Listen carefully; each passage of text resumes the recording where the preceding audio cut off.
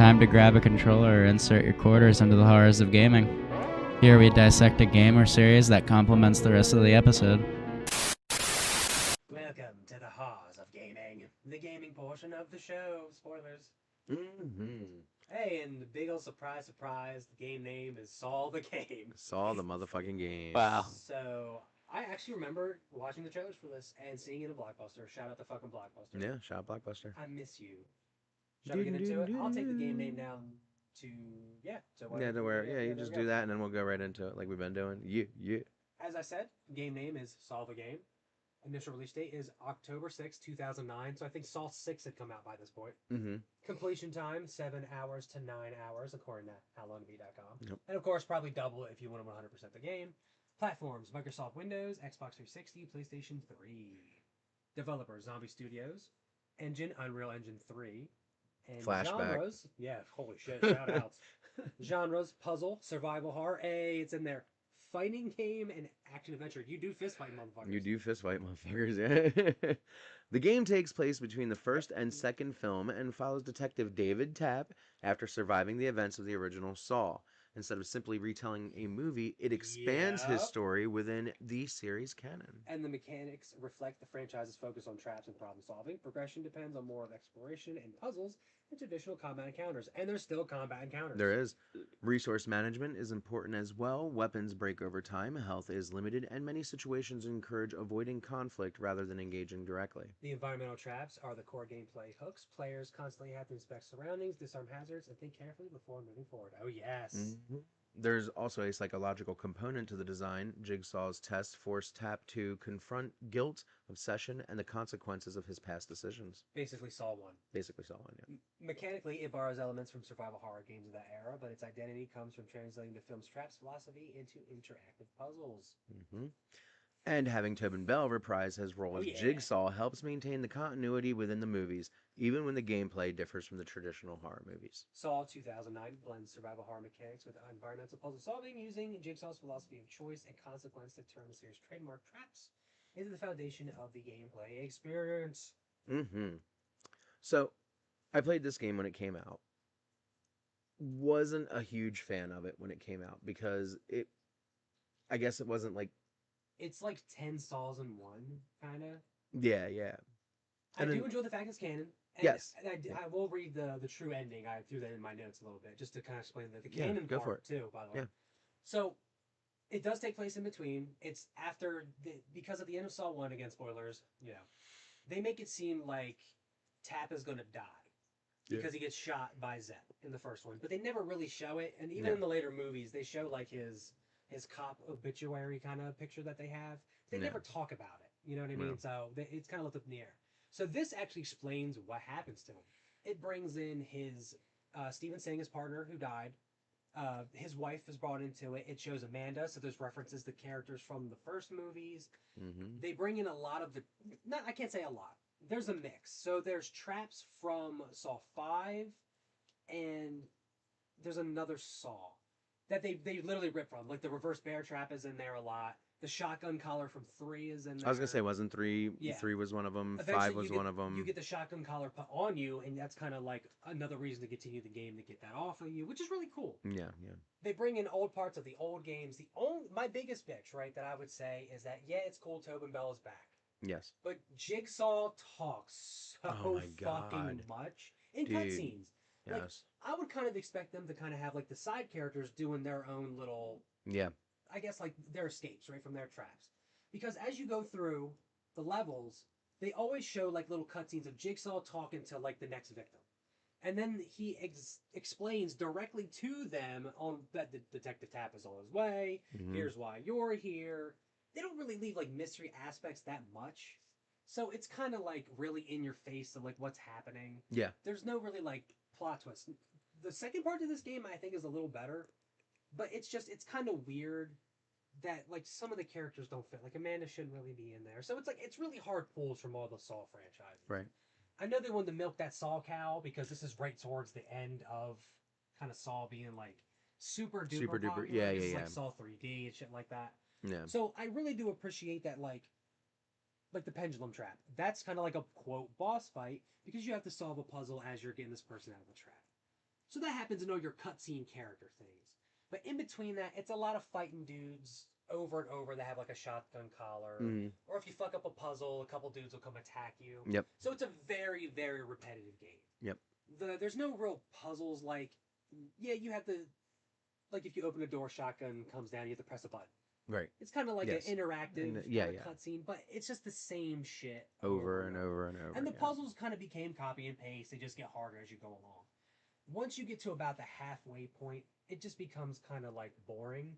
Yeah. And you kind of just feel like you've been doing the same four puzzles over and over. That's really where I kind of The tapered combat, out in the game. Yeah. Not that great. It doesn't bother me that the stuff breaks. Right. But yeah. But for what the PlayStation 3 was, I'll give it its props. But there were better games out around that Yeah. time that were much better. Yeah. So if it wasn't trying to dry out the teat of Saw. Yeah. I think it would have got a little bit more love. If it would have came out like 2 years earlier. Or shit, give me like right after Saw 4. Like it's a little too late by the time this game came out. Yeah, I fully agree. If it would have came out maybe like post Saw 2. Yeah. Cool, Oh my God. Post Saw 2. You still see the police department. It would have worked. Yep. I do appreciate them still staying true to the story. It's a canon event. It's literally part of the whole franchise. So it still has a piece to the puzzle. So if you were really interested of like what happened to Tap at the end of 1, by all means, he's even in Dead by Daylight. Like he's a popular character. Yes, he is. So it is a good Saw, and I'll tell you now. Do you have anything else you want to say to add to it? No. It's a really simple game. It's nice. a simple game. It's a good sturdy game for the first half, and then like you said, when you get into the end, I really tapped out after probably about like the 5th or 6th.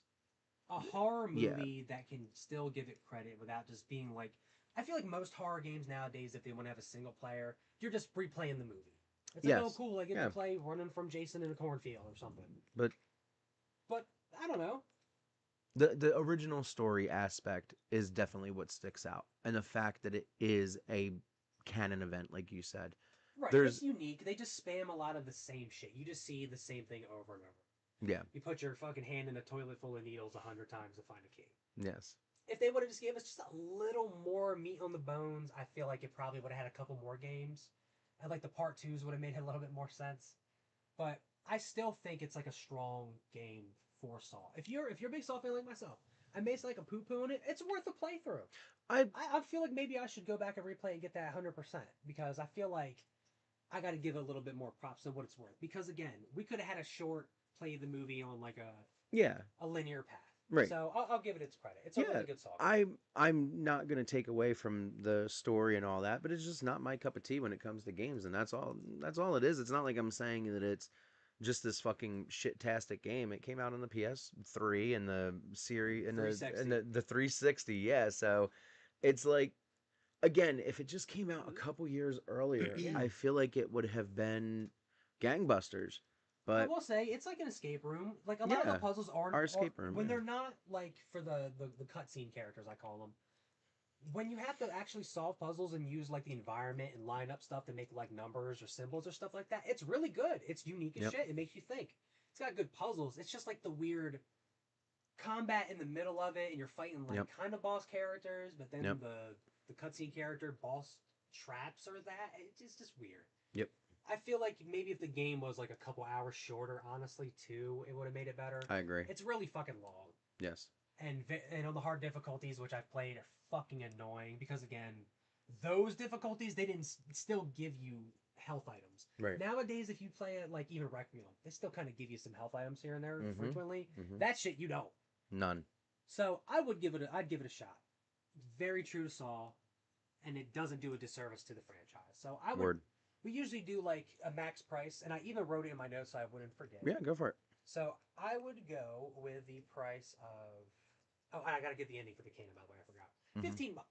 If they gave us like, oh my goodness, if they gave us I'll even take just a fresh coat of paint. Right. I would pay $15 to get like a 4K version of it. I'd go for the 100%. Yeah. I'd go for the 100%, 1,000%. 100%, 1,000% word. But I would definitely pay that much. I think it's worth it, and it gives a little bit of money to Saw because hopefully Saw 11 is fucking top tier. Aren't they making a new Saw game? I'm pretty sure. Yeah, I think they Do you are look making into that a new over Saw there? game. Just to see if there's going to be a new Saw game. I'm pretty sure there was like a. Yeah, Something was announced, at right? the Summer Games Fest or whatever. I believe There was something announced, It yeah. was Bloober Team. I think Bloober's Bloober told doing a me. Saw game, yeah, but I think it's Saw atypical. It's Genesis. an atypical. Oh, like a Dead by Daylight 3v1 kinda. Yeah. 3v1. asymmetrical Asymmetrical, yeah, horror, asymmetrical. horror game And when's that where coming out? one player acts as the judge while other players survive to attempt. Okay, so it's like a Dead by Daylight. Yeah. Yeah. Um, Does it got a release date yet? I think it's 2026 hold on. Or maybe early 27. It's or pretty early soon. 20. It's very soon. Like I remember being like, "Holy shit!" Early access and on Steam 2026. Okay, Oh, okay. all right. Yeah, so 2026. So it's So- probably so- it is early access 2026 and game probably coming out 2027. So Yeah. yeah, more than likely. Cool. So you Alright, said good you'd pay 15. 15. I think the max I would pay for it is like $5. Okay. So That's fair. yeah. I mean like The if 5 it's- to 15 range. yeah, it's an. I believe like that. regular non-HD, I'd say 5. I believe the game is like $20 right now or some shit. Like if you Kinda- actually try kind to of a go, ridiculous kind of price, yeah. ridiculous price. Yeah, I would get it on a summer Steam sale if it was there, or I'd get it on a PlayStation sale if it was Yeah, there for like yeah. 5. I would probably pay $6 for it. Yeah. Probably like seriously. Max for original, sure. Yeah. So I'll give the endings real quick. The Go for it. ending is by the end of the game, you go to 2 doors. One's got freedom, one's got truth. I'll just give you the freedom one. This is the canon ending. So Tap escapes from the asylum, feeling the rest of the the rest of the people trapped inside. Tap returns to his apartment and reviews newspaper clippings which label him as a hero by those who survived their test in the asylum. Despite this, okay. Tap cannot overcome his obsession with Jigsaw and eventually commits suicide in his apartment, leaving Jigsaw free to conduct the rest of the test as shown in the rest of the Saw films. Yep. The game's sequel, Saw 2 Flesh and Blood, contains newspaper clippings documenting Tap's escape and subsequent suicide, confirming this ending is canon to the franchise. Yep. So, now if you watch Saw 2 and you see the memoriam to all the... I think it's Saw 2 or 3. I think it's 3 now. It has a memoriam to all the cops, and you see Tap, now you know what happened. Yep. So there's the true ending to Tap. Yep. Indeedly doodly. And that was the Horrors of Gaming. Shout out to Detective Tap. Shout out to Detective Tap. And isn't he in Spiral? I think. Or referenced. Something. I I've seen thought, Spiral like, in a minute. I thought he was actually just like in Spiral with Chris Rock. Like you saw him. Maybe. Dude, it's been quite some time. Okay. I think I watched that once. But Okay, yeah, I know I've never seen it, but I remember seeing him in the commercials for it. shout out to Saw the Game. Shout out. Hell yeah.